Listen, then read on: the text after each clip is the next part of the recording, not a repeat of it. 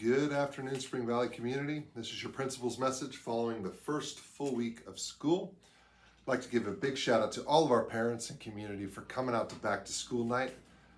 Good turnout. We had 80% of parents show up, and of that didn't, a lot of parents reach out, had reasons for not coming, but they connected with the teacher anyway. So thank you, because that was a great opportunity to get your questions answered. Also get a flow and a feel for the classroom, especially with our new teachers, but all kids, change teachers and classes this year. So you are an equal part in the educational journey, and we are so thankful for you guys for coming out and working with us and participating with us to a great start. So we have started launching some new things this year based on feedback. We were able to make some hires to bring more programs to kids, including media and ag for our 7th and 8th graders, and music for our 5th through 8th graders, and PE for our 2nd through 6th graders. So we're phasing all of those things in. Music starts on the 28th.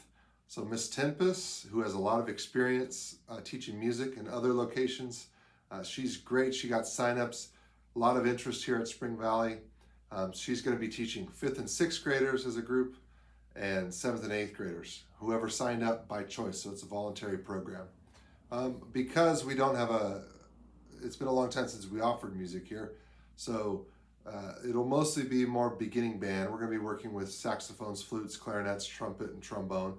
Those students will start learning to read music, to play. Going to have a winter concert, spring concert, lots of exciting things coming from music. So that starts on the 28th. For PE, this was our first full week with Mr. Gamble.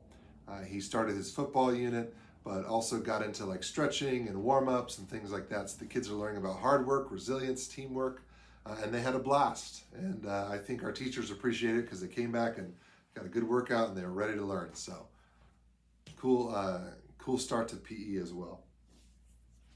So next week on Tuesday, we start boys football and girls volleyball. We've got a lot of signups. Practices will be from 3 to 4, Tuesdays and Thursdays. Our first game is at Raymond on a Friday. They only have one team, so it's mostly going to be our B team players for that first game playing next week. So, as most of you know, parent volunteer processes, some of that was described, explained at Back to School Night. So we do have volunteer forms that must be filled out, and there's a process of checking in the office and getting a badge. For the most part, volunteering takes the shape of going on field trips or helping with fundraisers. There are some primary classes where the teachers will book parents to come and help out with some of our littles on a consistent basis. They work that out with the parents and they schedule it for instructional purposes for the same people to come during a short span or during the long span of the school year. And they don't mix it up very much because it's really important that we have consistency, like I said. So that's the case in primary. For the older grades, it mostly, like I said, comes in the form of going on field trips and things like that. If you are going to come on campus and be a visitor, please reach out beforehand so we can communicate with you, talk about the reason for the visit, kind of get that squared away so that we can work it out beforehand. We do have these processes and procedures for security reasons and so that we can make sure we know who's on campus, when they're on campus, why they're on campus, all those sorts of things. So we appreciate you guys communicating with us as volunteers or potential volunteers or participants as parents in the school environment. There are on game days or award days. Those are days where we welcome parents on because obviously we want you to come and watch. We want you to come see them get awards. We want you to come see their games. Those are some of those exceptions. So we thank you in advance for that, your communication on that. So this year, like I said, we have a 95% attendance goal.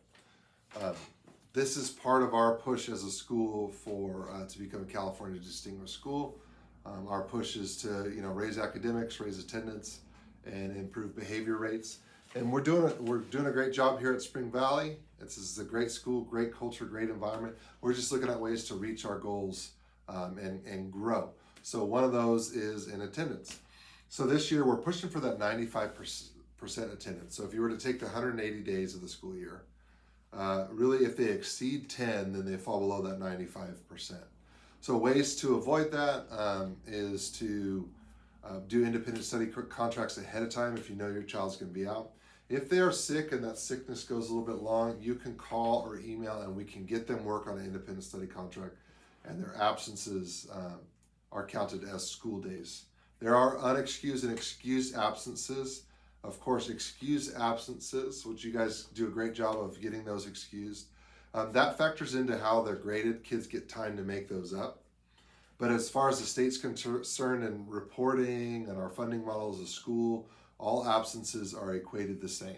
And I don't make the rules up, that's just the way it's done. So our goal really is not to be punitive or anything like that. It's just to increase our attendance rates and to really set that mindset of like every day is important at school. Instructional time is really key and really important. We have some of those breaks in between, so we just want to push for that. So as part of that, for sports, for dances, for ski school, for those extra things, that 95% attendance is required to continue to do those things. So ways to make it up: if a student is gone and they exceed those 10, we will have a structured way for them to come in during lunch and do some iReady time to brush up on math and reading skills, either during lunch or they could do that in my club after school. We can work on that. So we're going to put out a detailed overview of that to you guys in the near future, but just want to let you know that's our push and that's what we're going for and that's what's behind it. Next week, our Spring Valley gear sale will launch. So we have some new stuff for you to buy: shirts, sweatshirts, t-shirts, backpacks, things like that. So we'll post that link online for you guys to shop, and it'll ship right to your house. And a percentage of that comes back to Spring Valley for all of our activities and stuff that we do for kids. This year, we're actually taking 2 Calvin Crest trips because last year's sixth graders, this year's current 7th, missed it. So they're going to be going to Calvin Crest on September 26th to 29th.